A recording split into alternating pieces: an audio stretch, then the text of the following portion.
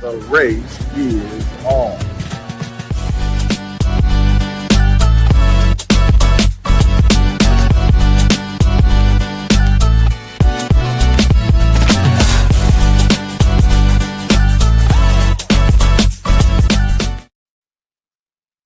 Good afternoon, good morning, saints and friends. Welcome to The Race. The race is on. On behalf of Reverend Dr. Ambrose Carroll, the founder of Green the Church, and all of our entire leadership and our staff across the states and our workers, those who are working in different states across the country, we want to welcome you to this installment of our second podcast for the second season. Our podcast for the second season. And we're grateful today for everything that God is doing in the work that is being done in Green the Church and all of our organizations who are helping and partnering with us. And for those of you who are joining us, we want you to please, as you join in on today, we want you to, if you're on Facebook, like, click, and share. If you're on YouTube, push it out to others. We want to get as many people engaged and involved in this work that we are doing. We'll be here with you for just this hour, but we've got a really exciting show that's coming up. As you know, if you joined us on our last podcast, all of the siblings, we were here. I'm number two, Ben Jr. I pastor the Greater Antioch Church in West Palm Beach, but I also proudly direct Green the Church Florida and are excited about the work that we're doing in the state of Florida. On today, we're going to be, as we move through the race, we're going to be talking about the intersectionality of faith, mental wellness, and the climate movement. And we're glad to have Reverend Emily Carroll with us from the great state of Louisiana. She is our National Policy Director, and Reverend Bruce Carroll, who is our director, our regional director in the South. And he along with his wife and this team, they do a great work down on the south end. So this is Florida. So this is a part of the southern region or area of the work that we do, whether it's Georgia, here in Florida, in the state of Louisiana. And as the Lord says the same, we'll be including Alabama and some other states as we move through this. So we're excited that they're here with us on the call. And we're also excited that that Green the Church, for those of you who don't know, if you're with us for the first time, Green the Church was founded about 15 years ago.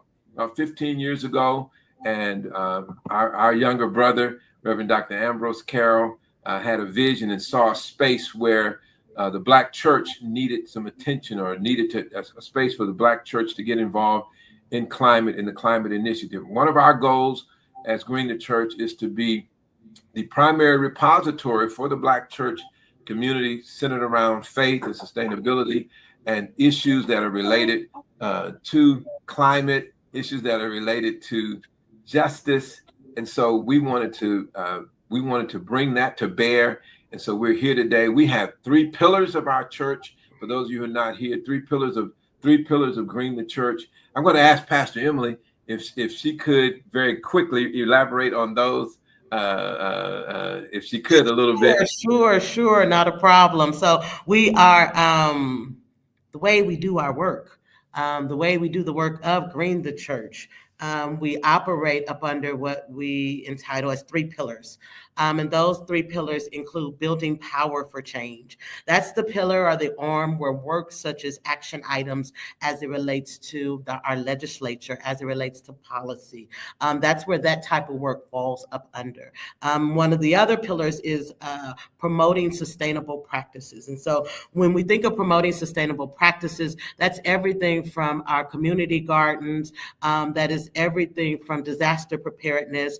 Those are the things that deal with practices that help us to sustain one another and to help our communities and our churches be leaders in this conversation of how to maintain relevancy, how to maintain access, how to be sustainable, and to use what God has given us, to use everything that God has given us for the betterment of our land and for the betterment of our community.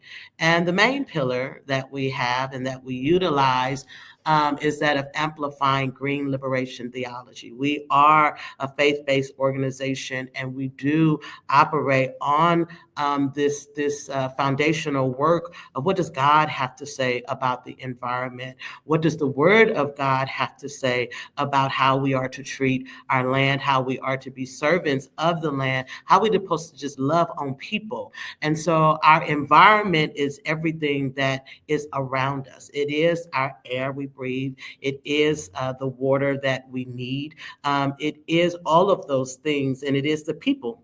And so we are an organization that's holistic, and Green the Church is a holistic organization where we just want to help Black churches to go green. So we're excited for this podcast, this race, and to have conversation as it relates to how we're going to help one another out. And that's what it's all about, loving on God's people. Pastor Ben. Thank you, Pastor Emily. Listen, today we're excited on this conversation that we're going to have today, falling under our pillars. We're excited and delighted to have a special guest with us. Kenya Madison is Director of Healthier Delray here in Florida. She's also a member of our steering committee here in Florida. Really excited to have her to be a part of this first dialogue that Florida gives direction to, and excited about the work that she's doing. Wanted her to come on today to be our special guest, and wanted her to begin really just introducing herself, because there's some folks that are coming on. You're from Florida, and we want you to know who we have here in this state doing this great work. So we're going to ask her to introduce herself and tell us about Healthier Delray and the work that she does. And then after that, we're going to dig deeper. We're going to take a deep dive into this conversation on today. Kenya, welcome. Okay. No, unmuted now. Am I being heard? Yes. Perfect. Good afternoon, everyone. Kenya Madison. I am the Senior Director for Healthier Delray Beach. And I'm hearing some feedback. I don't know if that's my sound or someone else's. Okay, go ahead. Okay. But I'm the Senior Director for Healthier Delray Beach. We are a behavioral health initiative that is really squarely focused on the emotional wellness of the most underserved, underrepresented, vulnerable residents of Palm Beach County, specifically Delray Beach, where I serve. But our wingspan really covers much of Palm Beach County, Florida, the southern region of the United States, and other places as well. So I'm just grateful to be here. Thank you for inviting me today. But we are really a grassroots initiative comprised of residents that have led the way. Even myself, I started out with this initiative as a volunteer, and I'm the director. So I'm happy to tell my story and my journey on a different day, but specifically, we are right at the intersection of emotional wellness and just the alignment of mind, body, and spirit. And then for our connection to Green the Church, it's really important that individuals understand that they have a direct connection to this planet that we live on, and we have a responsibility to take care of it. And so that's really my purposed voice for today. And I'm again grateful to be with you all.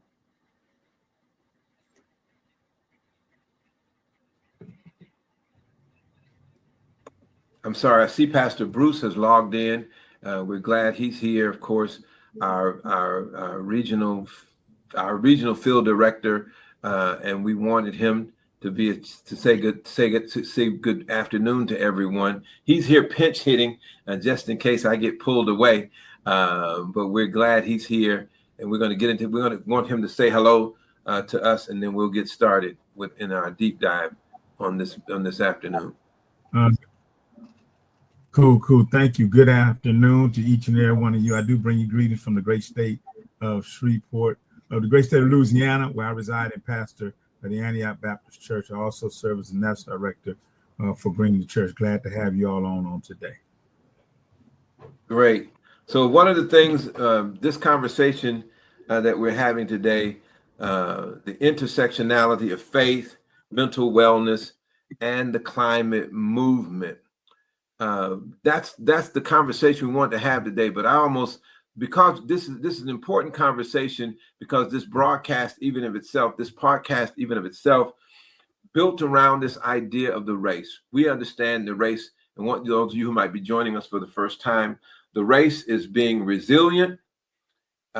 Resilient meaning we're a strong people. We're the people who've endured much as a people of African descent. We've endured much, and it's important for us to always make sure that we are grounded in everything that we do and that we're being strengthened. And so this conversation on today is a part of that. We're also Aboriginal. Aboriginal meaning we celebrate our roots, we celebrate our rich heritage, our ties to the mother continent, Africa, our work as a people down through the ages and down through the years. We're also courageous. We're not afraid. Dr. Carroll said in our last podcast, he said he'd been doing the podcast for a little while, and things are getting kind of rough in our country. Some of you may have already, you've heard, maybe you heard it today or you heard it late last night, that the EPA director has been given a responsibility and a charge to literally seek to gut the initiatives that are directed toward climate change. They're saying, oh, it's not real. So there's some things that are some tough things that are being said about how our country's leadership views this kind of work. And so, but we're going to be courageous. And then we're also going to be empowering. Why are we having this conversation? Because this is an opportunity for Green the Church to sit with other peers and others who are like-minded. And this is where we begin to join forces. This is where we link up with other entities and link up with other organizations to be empowered so that we're able to navigate even this current terrain and what will take place in the future. So that's the race. We're resilient. We're Aboriginal. We're courageous. And we're empowering. That's what we're here to do. Today, we've got Kenya Madison with us from Healthier Delray, who's doing a great work when it comes to wellness, caring for the community. And Kenya, a few months ago, after we had a chance to meet and we kept talking, we had a chance to chat. Kenya, by the way, was one of our panelists during Florida's initiative when we did our one-day climate revival. And so after meeting her and having a chance to really glean from her the work that she was doing, she said something, and she may remember this. I'm going to try to paraphrase it, but she says a healthy planet is tied to our own mental and emotional health. And so that's really the design. That's really the direction that we seek to go in this conversation. I said, well, what do you mean by that?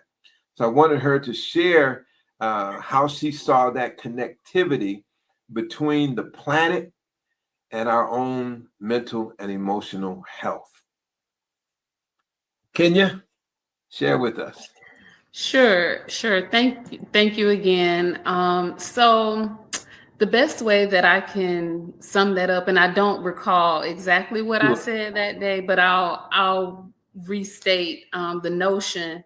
But we are deeply connected to where we live, how we live, and is a projection of our own behavioral health as individuals, as communities. We live in communal spaces. We don't just, while you may live in your own home, sure, you still live in a community. You live in a municipality. You live in a governed state. You live in the United States on the planet Earth. So there are certain practices and norms that we all have, like trash day, right? We all kind of govern ourselves by what day we got to put the trash at the road or what day is the recycling day. That is a community behavior. It's not just individualistically impactful. And if we make that parallel thought to nature, we have to take on responsibility of our environment, the way that we show up in our environments, the way that we treat our environment, the atmosphere, the land around us, even healthy practices around agriculture are important. I know that there's a lot of conversation that we can have about ways to leverage our places of worship and even our relationships interconnected within there, but that will lead us down a whole nature of conversation that I'm sure we'll get to in a minute. But again, as a notion, it's important that people just kind of ground themselves and come into a sense of peaceful knowing that where we sit, where we stand is God's creation. And if you happen to own a home, you know, great. But if a hurricane comes and takes the roof off, you are looking left and right for your community support or FEMA support or somebody's support to come to wrap their arms around you and your neighbor too, who may have endured some challenges during that circumstance. So just adjusting a lens to understand that we have a direct impact on our environment now and in the foreseeable future. Could you drill? I want to drill down on this idea of this is a good example when you're talking about when hurricanes come. There's a lot of support that we give. There's a lot of support that organizations give. FEMA, other organizations come alongside to help people begin to rebuild and restore community. And a lot of times we see that actively.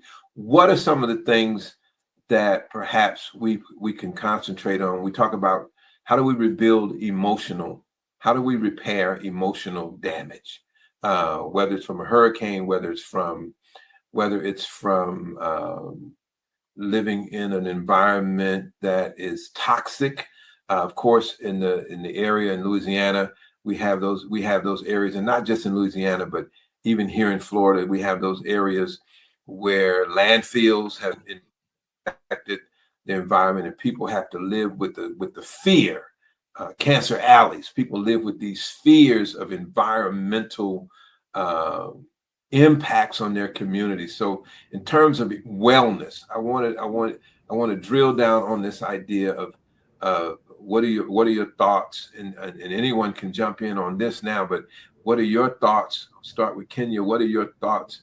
How has disaster, how has COVID, how has even the bird flu, how do these things come to play on our emotional well-being?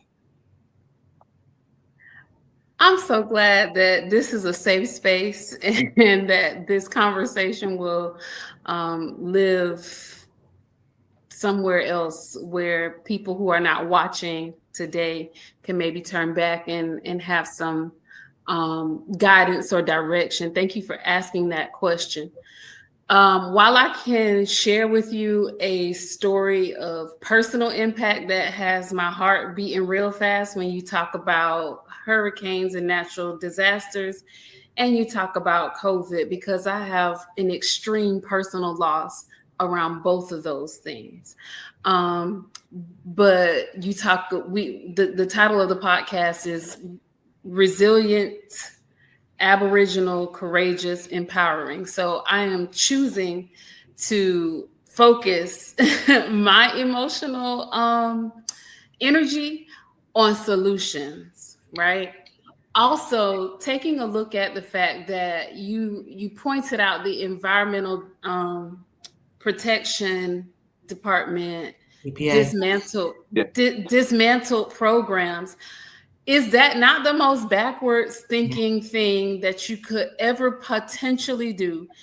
And then there are not people who are living in fear. There are people who are living with grief for generations because they know they have had homes built on top of toxic sludge spaces in their own communities. Their family members have passed away. They are gone. They are transitioned, and you cannot bring them back. And so to still have today policies dismantled that harm humans, and you wonder why humans are not behaving in a way that they honor the earth.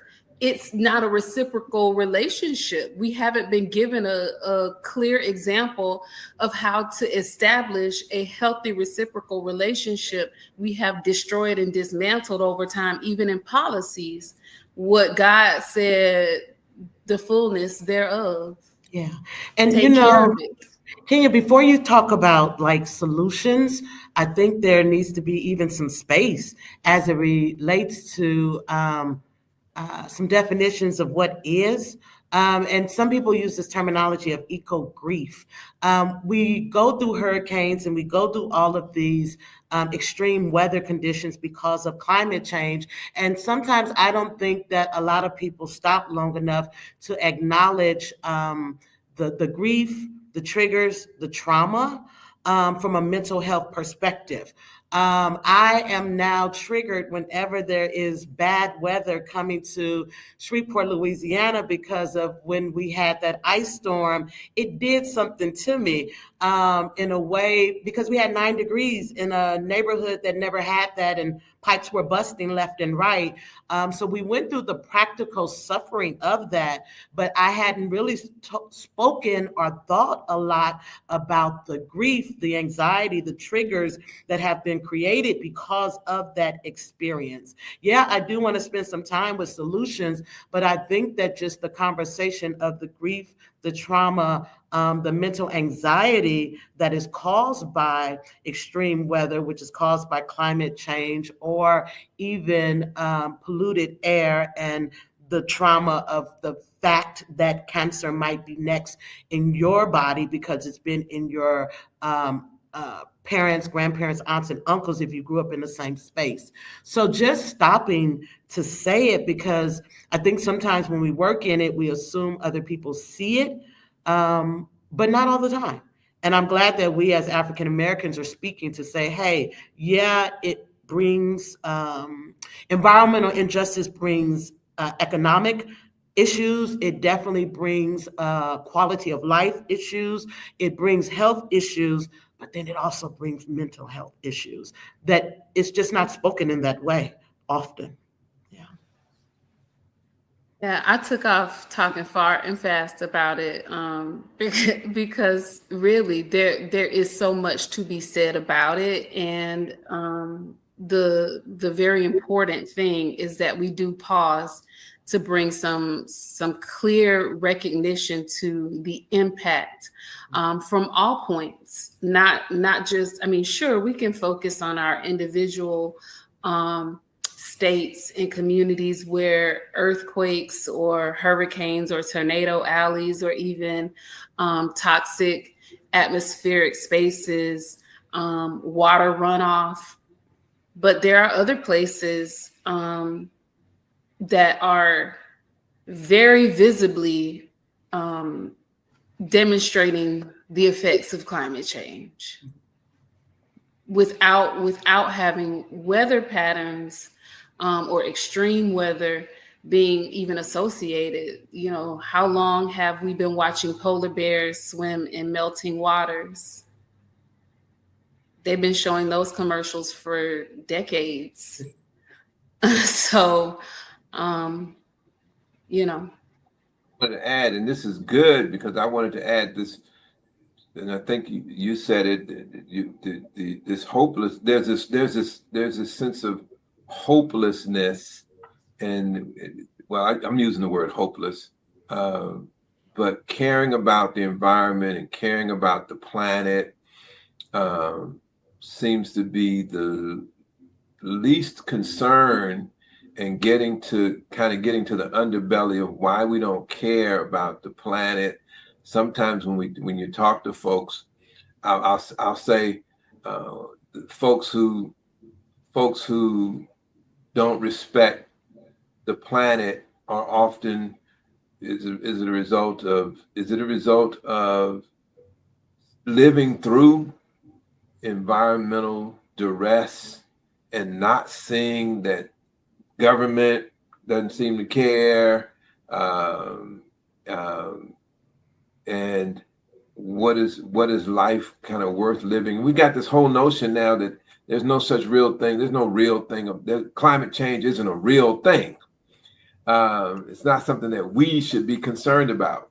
But it's something that we should be concerned about. It's something that we should care about. But how do we get to the emotional? How do we deal with this emotional baggage that's probably, I don't want to say it's at the center, but at least near the center of why we respond the way we respond, is because we feel helpless, like it doesn't matter. We don't know that the earth is the Lord's and the fullness thereof. We don't know that. We don't know that there's a way for us to have clean water, that our communities can be safer communities. We don't know that we can prosper.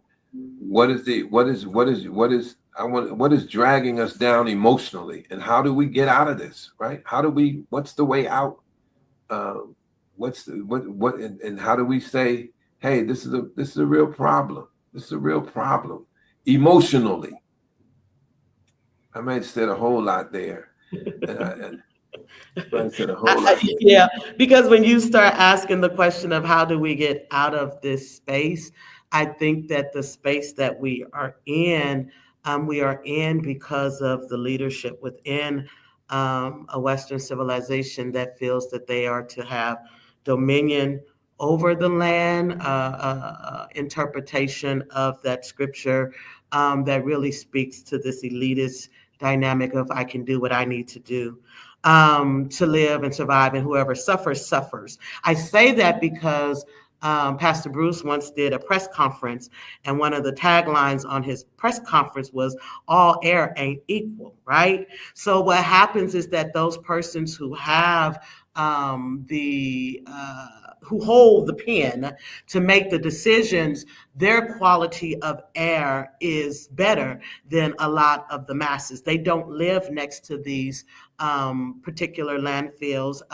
When it comes to hurricanes and things of that nature, they have massive ways of protecting themselves because they have the money, the funding, the living, the plans in place for that small percentage of individuals who make decisions for the masses, and for some reason don't really care that there's a very large percentage of individuals who suffer behind the ills of climate change. And so because the powers that be have control, just like what you just said a minute ago, we have done what we can do throughout the last 4 years to make all of these strides as it relates to environmental justice, as it relates to laws and rules, and taking this initiative to cut down the amount of particulate matter in the air, the soot rule, the methane rule, all of these things we did work hard to do, and they became rules and they became laws. And now to have an entity that is more about drill, baby, drill, and therefore that is now the focus of those that are in control of our administration, at least here in the States. It's always good to sometimes go outside of the box of the United States, because there are so many nations that do acknowledge climate change and do acknowledge that we need to do our part to make some changes, and not always stay too silo in one's own community, because there are those that acknowledge and are trying to do. And I pray that we are able to turn the table sooner than later by the grace of God from a leadership perspective. But I do like your question to Ms. Kenya as it relates to how do we, on the ground, in the front line, alleviate this sense of hopelessness, as it relates to our mental health and climate change. Thank you. So there was a thank you for all those who are joining in and those who are in the chat. We're really happy to see you here with us today. Glad to have Dr. Thicklin, who leads here in South Florida, who is a part of our Palm Beach Clergy Alliance Council. And so we're glad that he's on the call. But there's a question that went out, and Kenya said something about it, which is really good, right? There's a question that went out. It says there's a study. This is Khalif. Yeah. I'll just say Khalif. I can't say the whole name. I'm sorry, but I apologize for that. There's a study that says the Europeans killed so many indigenous peoples that it changed the climate. And then that was one question. But then there was a question that asked, is there a culture and history that models environmental justice? So Kenya responded to it. So it's in the chat, but those who aren't in the chat, Kenya, can you talk about that a little bit? That's a good. Sure. It's a lot to say, so I'll just state it clearly. From a global perspective, historically, there have been models throughout history where we have had economic justice and balance. The seventh generation principle, land stewardship with reciprocity, which is a notion that I touched on a little bit earlier. And then what we're talking about right now is eco-spirituality. And so we don't, I don't want to be like, oh, there's something new under the sun, because there's nothing new under the sun. We just keep labeling it different things. But what it is just humanity coming into harmony with the earth. If you think of your human body, right? If you consume a lot of things that cause you to be inflamed, if you got gout and you consume a lot of sugar or things that trigger your gout, right? Or you have respiratory challenges and you go into a place where there's a lot of smoke or irritants, you're gonna feel the inflammation within your body. The earth is a living, breathing thing, and it responds to us too. So whenever there is unrest in humanity, whenever there is war, whenever there is a large swell of energy even, right, you will see the earth respond if you pay attention to nature. If you go out to the ocean shore at a certain time of day or evening, even if you pay attention to, the movement of clouds and how they form over places that don't get much, that have a lot of air pollution, they form differently. And that's not because I've necessarily seen it with my own eyes. I just understand how relationships work. And once you understand how relationships work and you realize that Earth is a living, breathing thing, and you take the guesswork out of it. So we have models throughout history, and we can apply them contextually and by name. But at the end of the day, we're talking about humans' relationship with the Earth and the Earth's relationship with humans and how we survive and thrive. Importantly, thrive and flourish here on our planet, because what else? And then we also have to talk about sustainable practices, right? Over generations and over time, there have been efforts to course correct and redirect. But I believe that the sustainability of those efforts is embedded in the people who carry it, right? So if there's a shift in culture, if there's a shift in a belief system, if there's even a shift in the weather and how it affects growth patterns, then the persons who carry that are going to be, you can't reverse it, is what I'm saying. And even with spiritual practices, like if there is no rain and we're crying and praying for rain, the tears aren't going to water the crops enough, right? We're still going to have to plant and water in a way that is sustainable, mutually sustainable for humans, for the atmosphere, and for the grounds. My grandfather was a farmer and he taught me a lot, and we had like the almanac in our house and stuff too. Dr. Thicklin said, he made a comment The land and air has an identity. The land and the air, it has an identity. And that's powerful. So Pastor Bruce lives out in the out in the where there are woods and trees. It's the land that our grandfather owned, land of our father and our family, and out on that land. I want Pastor Bruce to comment when you hear this kind of comment. The land and the air has an identity, and of course tied to what Pastor Emily shared on something you shared a couple of years ago. What are your thoughts about that? The land and the air has an identity.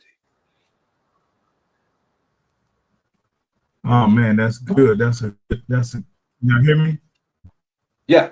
That's a good point reference that the land and air have an identity. They actually go together. I do live in what's called Holly, Louisiana.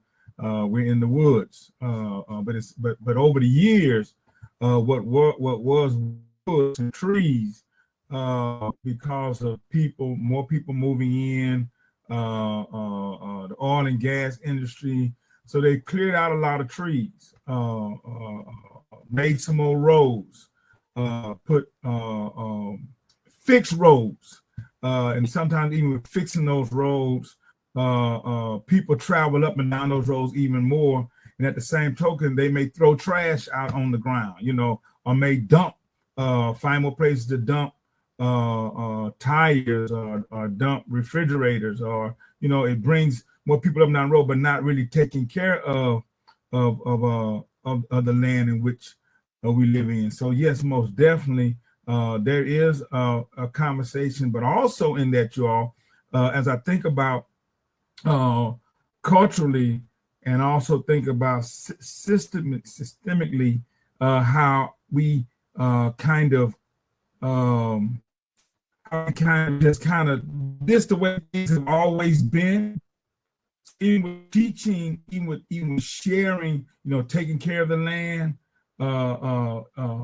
making sure that that you're preserving the land so the next generation can use it as well, not just to use it up, but how we treat that. So having that conversation about land and air, there's something that said that yes, the earth is the Lord and the fullness thereof, but also there's something within our system, within our culture, that said this world ain't our home. And so therefore we began not to take care of it and pay more attention. And so that's why a lot of where does that come from in terms of how we think, the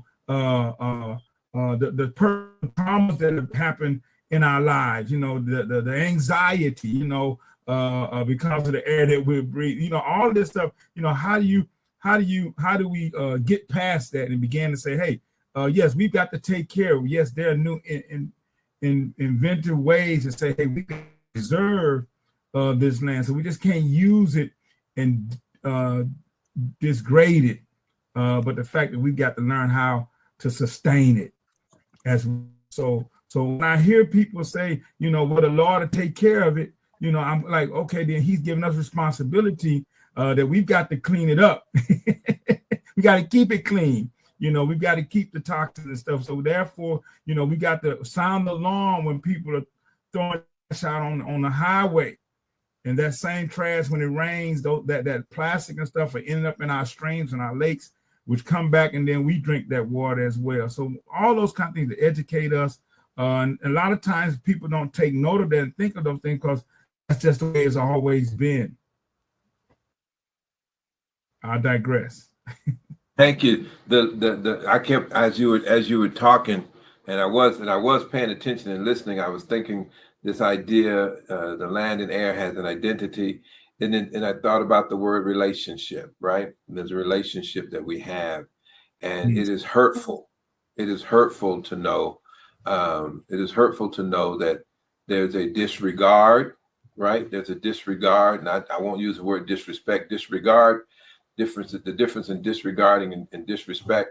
The disregard is like you don't matter. And so the land, the air having an identity for me, and I wish Dr. Thicklin, I get a chance to chat with him later. The land and the air has an identity. It's where it has its own identity. It has its own personality. and the land, the earth. God creates the earth, and we are to be in relationship with all of creation. And so the relationship is damaged right now between our earth and our people and those who live on this planet. That creates sometimes an emotional trigger. Last year, I came home from Green the Church, and there's a huge tree. I forget what it's called. There's a huge tree behind my house that it provided shade and a place to play. It was housing for squirrels. It was where I put my canopy underneath, and it was where I could be to protect it from the sun. I get home from Green the Church. My association had cut the tree down, all the way down. And I cried. I called my daughters and I said, hey, the tree y'all used to swing in is gone. We were hurt by it. Now here's the backside. I had to talk to my neighbor and say, I know you pushed to have the tree cut down. How's your electric bill now? So the house is hotter on the inside, and it being hotter on the inside made me more aggravated with my neighbor. so our relationship was kind of a little strained before I went over and said, hey, let's talk about how we're going to put some more trees and stuff back here. Let's have some conversation and dialogue so that some healing can begin even in that relationship. But the relationship started as a result of what I saw as a disregard for nature and the value of what we had. It's not a nuisance to have to rake leaves. And that may be the simplest way for me to express this idea and to express this idea of the emotional damage that's been done, eco grief. I think that's the term that Pastor Emily used. These are real issues. Kenya, Kenya had an experience, and I hope she don't mind me bringing it up, around some horses and healing. And I really wanted to talk about that. I really want you to share that, because this is something like maybe somebody might be listening and say, man, I never thought about that as a place of healing, because I know I hadn't. So can you talk about that for just a second? Not just what it is. Sure. So it's equine therapy, and it's with horses. There are many forms of it. It's a modality of therapeutic practice, and there are persons who have either turned their ranch or turned their horses into practitioners, if you will. They are trained on how to intuitively understand human emotion in a certain kind of way, but they don't communicate the way that we communicate. They communicate in their own way. So there's a movement, circling about, they'll nudge, they will move their mouth around, blow out, to communicate what they would like to try to say back, right? What was moving to me and very profound was that in the process of them circling and kind of getting to know me a little bit, I spent about 2 hours with these two horses. King and Scout are their names. At the King's Wellness Ranch. I'm giving a shout out to the King's Wellness Ranch in Lake Worth, Florida. But they circled a little bit, and then after getting to know me for a period of time, it was almost as if they came a bit closer and closer, and they gave me a bit of a hug. They put their two faces together, and then tears streamed from their eyes. And then, of course, that made me emotional, and we all had a release. We was all the horses was having an emotional, release, and I was out there crying. And but on the other side of that, I didn't feel like I was carrying the emotional weight that I arrived with, right? Some of what I experienced, I didn't even know that I was necessarily holding. because that's how the body stores trauma. There's a book called The Body Keeps the Score. Please Google that, look that up. The Body Keeps the Score. And it really is about our trauma responses and how our body holds on and decodes and downloads the trauma that we experience environmentally, generationally, race-based trauma, gender-based, just personal traumas. And if we don't have a place and a practice to kind of release that, then it stays stored and trapped in our body. It prevents us sometimes from communicating well. And then in other spaces, it shows up as a lot of other physical challenges. So the experience with the horses was just another example of how we really do need a variety, a multitude of safe spaces and things to have access to, so that we can, one, have conversation, right? Open dialogue, that we take the stigma off of what people feel and how they process. How we process things is a very individualistic experience. But to have animals that are trained, it's no different than an emotional support dog that you would see in an airport these days. And they've been given free clearance. Now, I don't know if I want to see a horse walking through an airport, but I would certainly understand if I saw one, I would get out the way before he galloped. Okay. But I understand now in a very personal way, the benefit and the value of having access and awareness to something like that.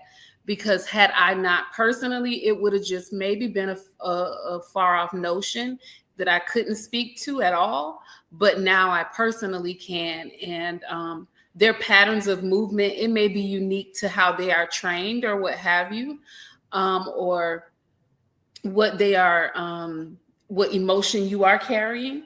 I'm not sure, but it was a positive experience for me and I recommend it for folks. My son also has participated in equine therapy from a different practitioner through his after school time program.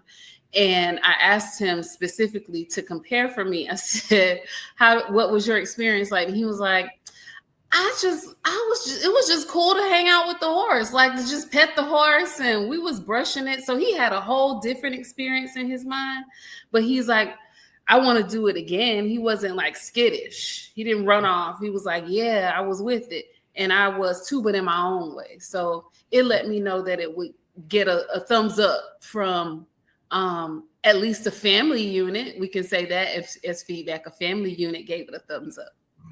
You know, I wanted to ask, Kenya, you had shared some things in the chat, sustainable solutions and indigenous and ancestral practices. Grateful that you shared it in that chat. I think only our YouTube folks are able to see that. Not all the folks on the Facebook side can see that. So I want to know if you can just elaborate on those comments that you have put in writing regarding additional sustainable solutions and indigenous and ancestral practices. Certainly.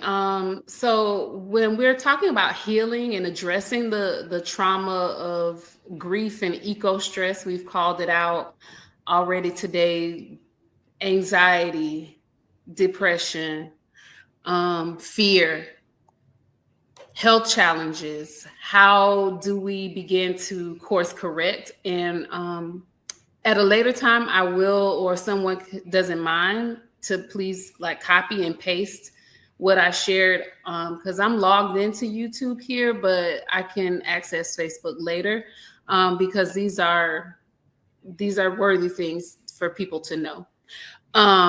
So as it relates to how to heal, there's a couple of different sustainable solutions that we amplify here in our Healthier Delray Beach community and our partnerships.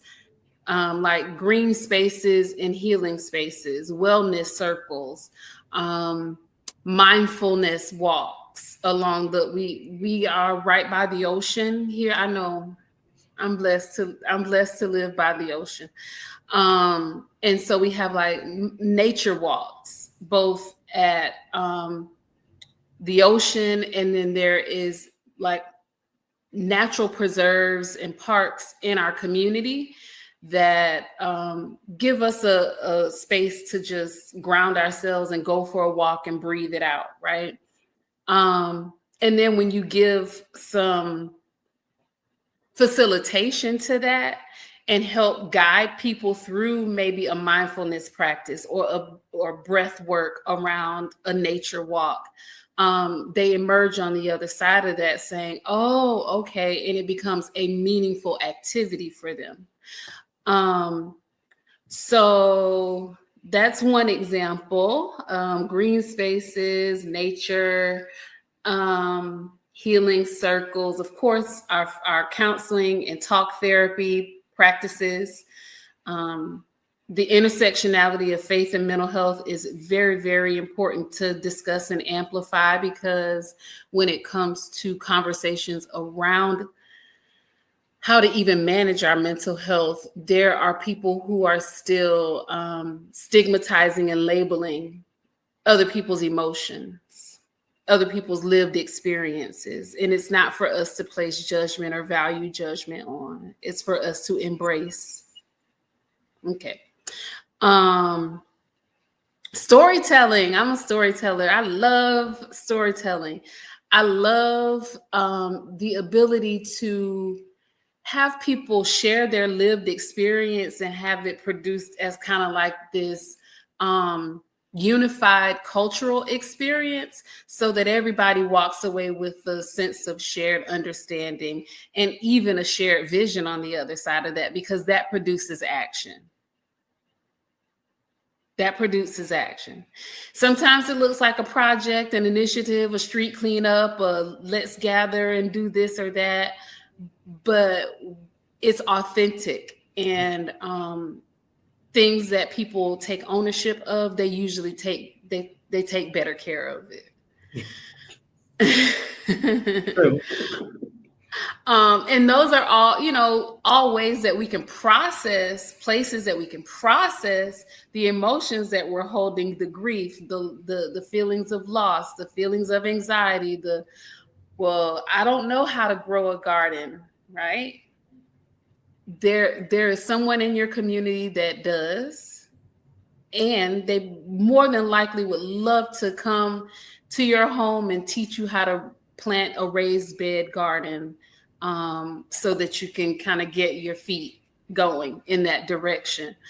Calling out certain practices around healthy living, right? We partner with the American Heart Association, and they tell us that 30 minutes of physical exercise a day reduces your risk of stroke and heart attack. 30 minutes of cardiovascular exercise a day. But more than that, right? Paying attention to what you put in your body. Mm-hmm. Making sure that even if something is labeled organic, if it's packed with sugar, it's probably not a good choice, because the sugar is going to have an effect on your body. So really turning the package over and reading the label. And I love a good farmer's market where you can have access to like fresh fruits and vegetables. If there's a co-op in your community where folks do a veggie and fruit swap, things of that nature. Just making sure that you have even healthy rituals and practices. I'm a person that likes to drink my water and mind my business. That's what I'll say, right? But as I'm drinking my water and minding my business, I'm probably gonna be burning some sage or a Sao Paulo stick. I hear that. I hear that. Okay. I hear Um, that. I love a good mug of tea. Uh-huh. Hibiscus tea is my favorite. Mhm. Peppermint tea is my second favorite.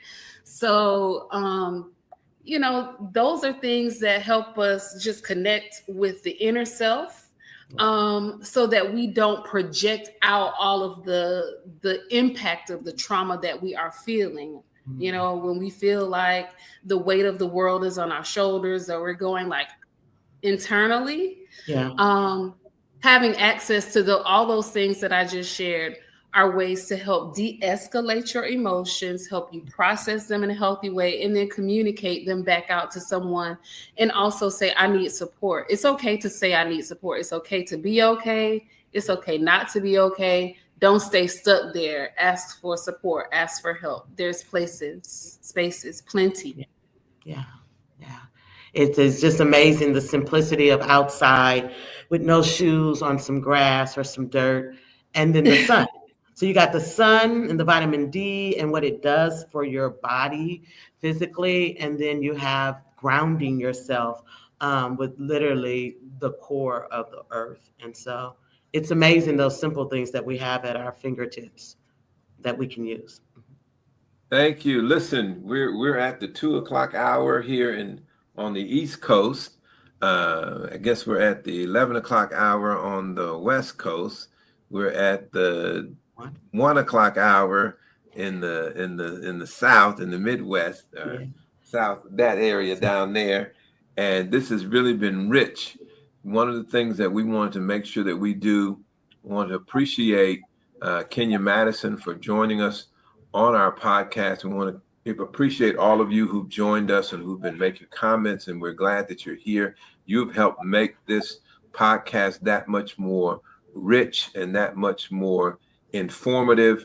And we hope that there's something here we've had an opportunity to share that you can glean from, that you can take back into your communities. We invite you to become a part of the work that we do at Green the Church. You can connect to us at www.greenthechurch.org. Find out about us. Tell your pastor about us.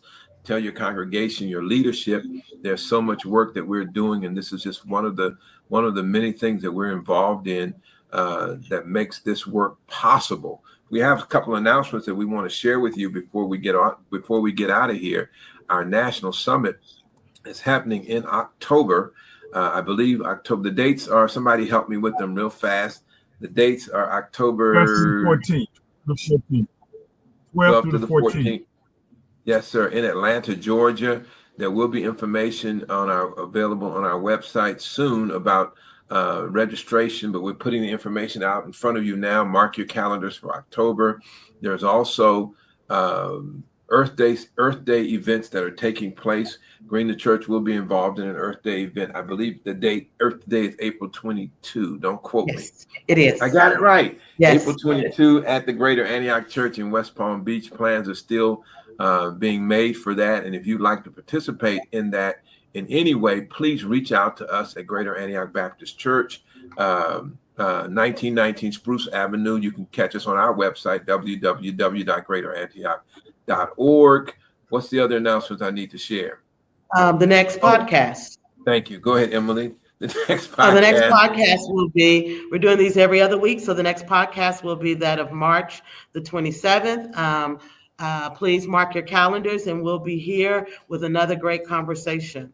So March 27th is the next podcast. I think this is Kenya. Go ahead. Go ahead. If you're in the Shreveport, Louisiana area, we will celebrate Earth Day with Shreveport Green, and Antioch Baptist Church on Sprague Street in the city as well. Thank you. And Kenya, anything you want to share that's happening with your organization or some of the organizations you're tied to?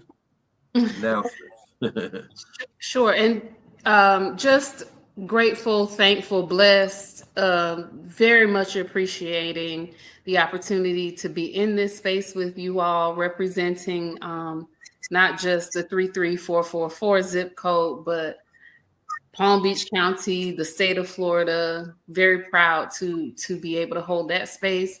I would remind people or encourage people to please follow us across our platforms. We are Healthier Delray Beach on Facebook. We are on Instagram, and we do have a website. There's so much information embedded in those places. Also, please follow the Get Your Green On platform. That is our student-led, student-created, generated mental health awareness campaign that is intended to be a global campaign. We amplify that in May. However, we promote it all year long. And it has its own landing page, getyourgreenon.org, getyourgreenon.org. And there's resources, toolkit, anything mental health related, trauma informed care related, embedded in that space, getyourgreenon.org. I will just say that as it relates to the summary of this conversation, that resilience is the ability to heal, adapt, and rise, rooted in our community, strengthened by our faith, and sustained through collective action. We will rise. Wonderful. I like that. Thank you. Thank you. Listen, we're getting ready to get out of here, as Dr. Carroll would say. As Dr. Carroll would say, shun not the struggle. The struggle is the gift.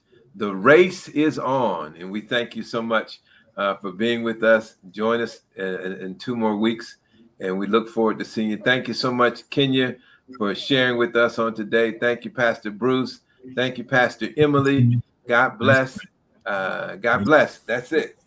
See you all. I'll reach out to you, Pastor Thicklin. God bless you. All right. Amen.